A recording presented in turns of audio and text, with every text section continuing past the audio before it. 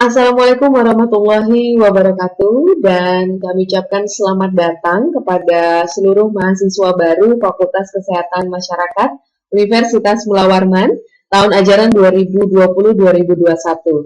Saya ucapkan selamat bagi rekan-rekan mahasiswa yang telah berhasil dan lolos untuk masuk di fakultas ini.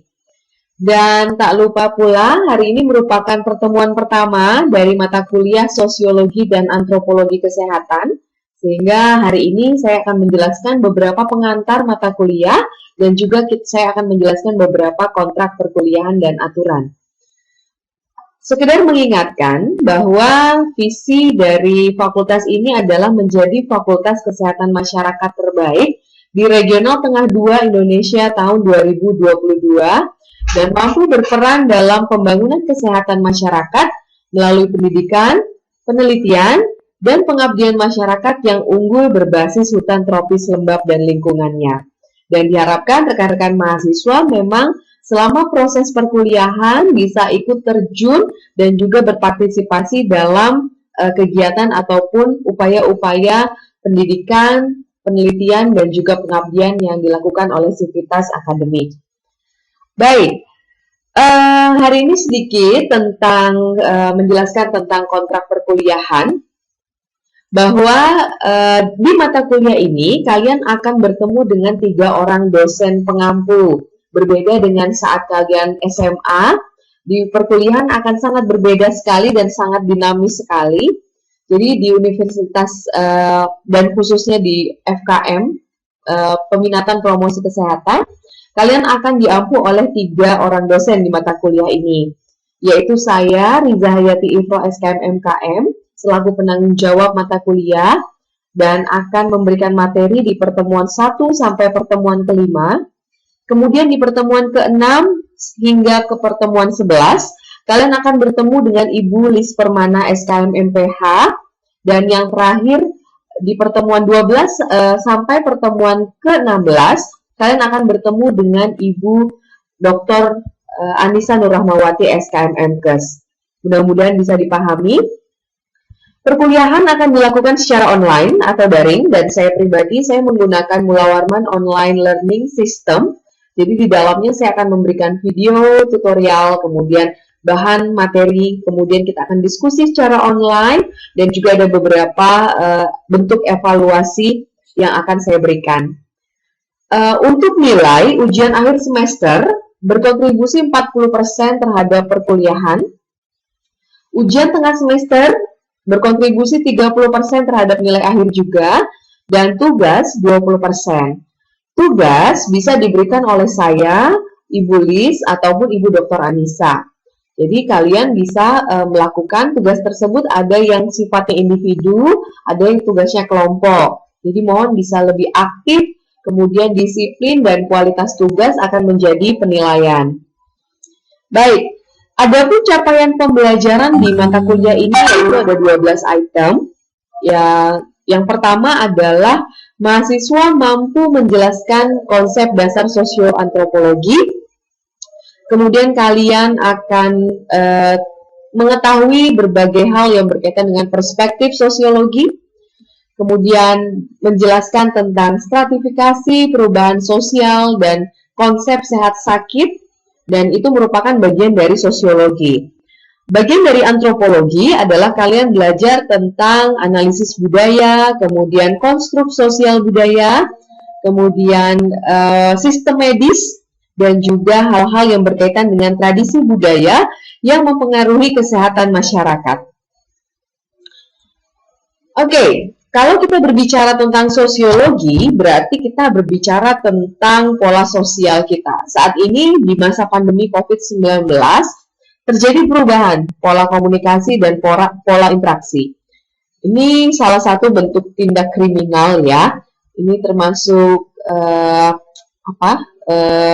bully ya, dan juga bully itu banyak ya. Ada bully fisik, ada bully verbal ya. Misalnya ada contoh catcalling. Catcalling itu memanggil lawan jenis, contoh laki-laki memanggil sekelompok laki-laki memanggil perempuan yang lewat, menggoda, itu disebut dengan catcalling. Dan itu merupakan bentuk-bentuk kekerasan pada perempuan. Oke, jadi ini adalah salah satu fenomena di masyarakat kita, tindak kriminal, kemudian ada beberapa masalah-masalah masyarakat, ya, kemudian pola interaksi yang berubah, yang saat pandemi kita lebih banyak melakukannya secara tatap maya, dan itu menjadi hal yang harus dianalisa atau kita kritisi bersama. Nah, di mata kuliah ini kamu juga belajar tentang hal-hal yang seperti ini tadi. Jadi tadi saya sempat bilang antropologi kaitannya dengan sosial budaya.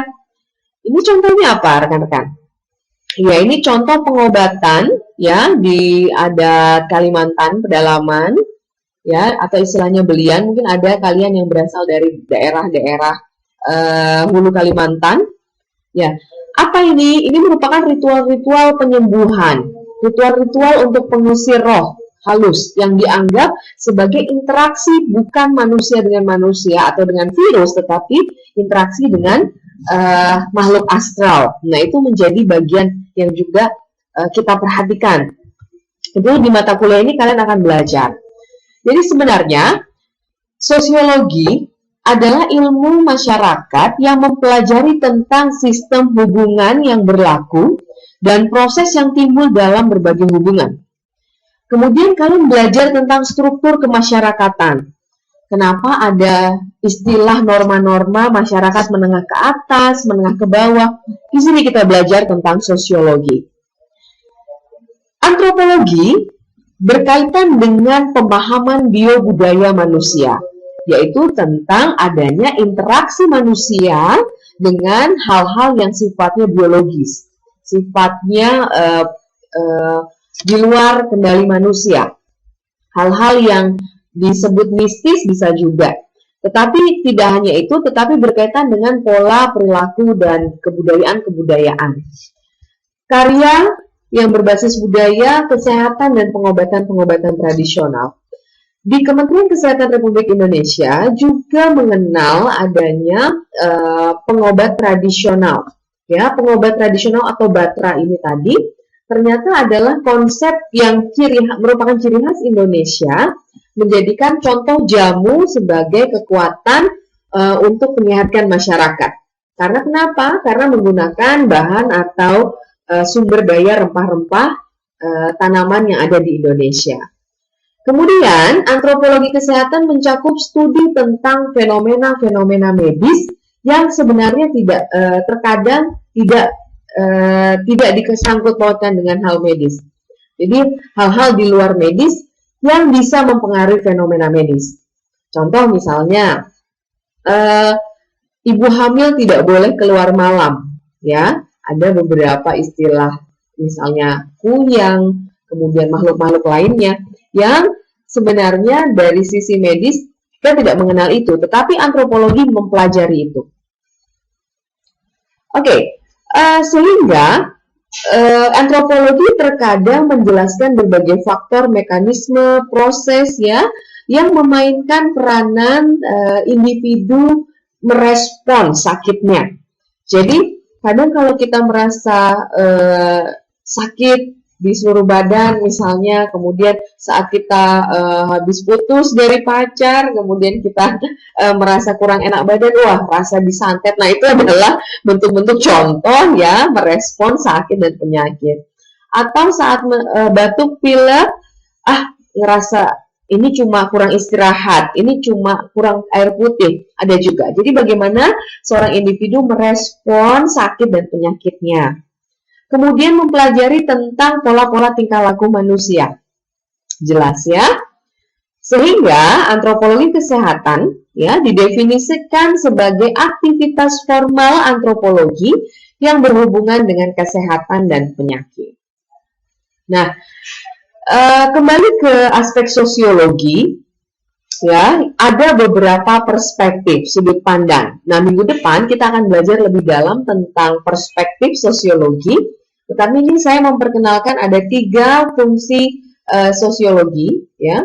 Yang pertama adalah konsep perspektif fungsionalisme, yaitu masyarakat merupakan suatu sistem atau struktur dengan bagian yang saling tergantung. Jadi contoh, kita sebagai individu di dalam keluarga, kita berfungsi tidak sebagai anak. Kalau sebagai anak, fungsi kita apa? Apakah belajar, mengikuti aturan orang tua? Dan orang tua apakah fungsinya sebagai teladan, sebagai pendidik? Nah, itu adalah sudut pandang fungsionalisme. Masing-masing bagian diasumsikan mempunyai konsekuensi positif apabila berfungsi. Jadi kalau kalian tidak berfungsi sebagai mahasiswa, maka kalian secara fungsionalisme kalian berkonsekuensi negatif atau disfungsi. Sudah kuliah, sudah masuk FKM, tetapi tidak mengerjakan tugas, tidak ikut hadir kuliah, maka kalian tidak berfungsi secara mahasiswa. Itu adalah konsep sudut pandang yang pertama. Yang kedua, sosiologi dalam konsep teori konflik. Teori konflik memandang masyarakat sebagai sistem yang didominasi oleh gap, kesenjangan, atau istilahnya ketimpangan sosial, social inequality, atau konflik sosial. Apa bedanya, Ibu? Jadi bedanya, kalau ketimpangan sosial atau social konflik adalah konflik yang terbangun tidak disengaja. Artinya, karena keadaan yang membuat adanya ketimpangan. Mereka yang miskin, mereka yang kaya, itu disebut dengan social inequality. Mereka yang bisa mengenyam pendidikan dan yang tidak, itu disebut dengan social inequality. Tetapi berbeda dengan yang disebut konflik sosial. Konflik sosial adalah adanya pergesekan antar individu secara langsung atau tidak langsung dan menimbulkan suatu riak konflik, suatu riak perbedaan. Sehingga dalam teori ini masyarakat dipandang sebagai makhluk dalam keadaan yang selalu berubah, ya, yang selalu tumbuh dan terkadang ada ketidaksepahaman antar satu orang dengan yang lainnya.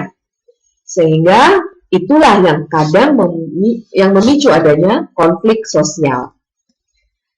Baik, yang ketiga adalah teori atau perspektif simbiolik interaksionisme. Sementara fungsionalisme dan konflik tadi berbicara tentang perspektif makro, ya, artinya secara keseluruhan. Nah, dalam teori ini kita membahas tentang masyarakat sebagai hasil akhir dari sejumlah episode yang tidak terbatas. Artinya, di simbolik interaksionisme kita belajar tentang skala kecil. Skala tentang bagaimana seluruh konflik, seluruh fungsi itu berinteraksi hingga menjadi suatu pola kehidupan. Itu disebut dengan interaksionisme. Antara pesan dengan pesan masa lalu dengan pesan sekarang itu semua masuk ke dalam suatu interaksi pesan moral. Sehingga kadang kalau kita tanya orang tua dulu saat mengajarkan anak-anak, ya, itu menggunakan pendekatan-pendekatan disipliner, ya, yang otoriter. Sekarang bisa tidak kita lakukan atau sistem pengasuhan anak secara otoriter di era milenial? Sepertinya sulit, ya, malah tidak memungkinkan. Jadi pola-pola pendidikan anak saat ini, ya, lebih ke arah demokrasi, lebih kepada permisif, ya, lebih membebaskan anak-anak. Nah, itu ada positif dan negatifnya.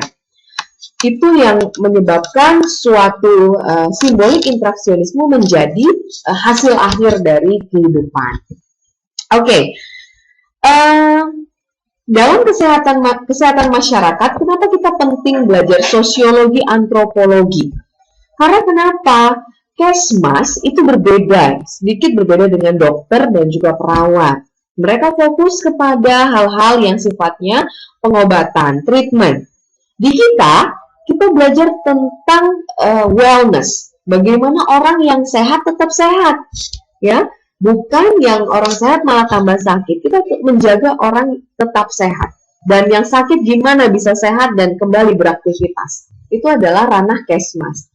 Sehingga mata kuliah Sosioanto menjadi dasar saat Anda belajar tentang konsep-konsep manusia dan masyarakat.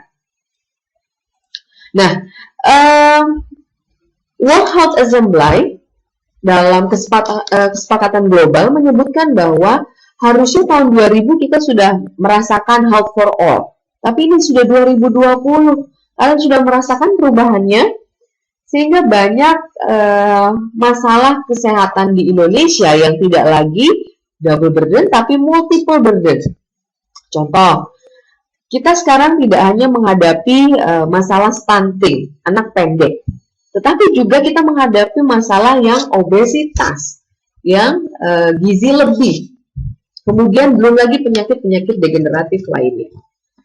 Nah, Deklarasi Alma-Ata sebagai tonggak pelayanan kesehatan memiliki beberapa struktur atau standar pelayanan. Karena kita berhubungan dengan manusia, masyarakat, maka kita harus tahu bahwa masyarakat memiliki hak yang sama untuk mendapatkan pelayanan kesehatan. Apa saja pelayanan kesehatan? Menurut elemen primary healthcare atau istilahnya puskesmas ya, ada 8 elemen. Yang pertama pendidikan kesehatan. Jadi memberikan informasi, edukasi. Yang kedua penyediaan makanan dan perbaikan gizi. Ya, kemudian yang ketiga penyediaan air bersih dan sanitasi dasar. Peningkatan kesehatan ibu anak dan keluarga berencana. Kemudian ada imunisasi, ya. Kemudian pencegahan dan pengendalian penyakit, apalagi saat ini marak COVID-19 ya. Kemudian pengobatan dan penyediaan obat esensial. 8 elemen ini harus ada dalam setiap pelayanan kesehatan masyarakat. Sehingga fokus kita ya ke 8 ini. Nah, sehingga antropologi dan sosiologi ini menjadi seperti dua sisi mata uang yang kalian juga harus pelajari. Karena menjadi basic dasar sebelum melangkah kepada ilmu-ilmu kesehatan masyarakat ke depan.